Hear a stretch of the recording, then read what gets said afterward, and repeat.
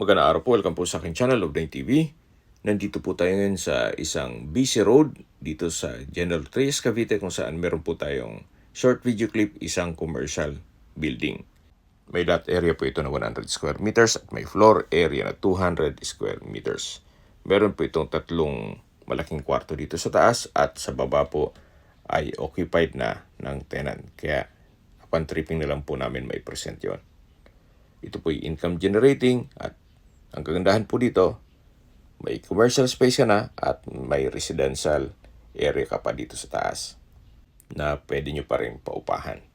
Ito po ay titulado, buhay po ang may-ari, kaya wala po kayong maging problema sa documentation o sa transfer ng title.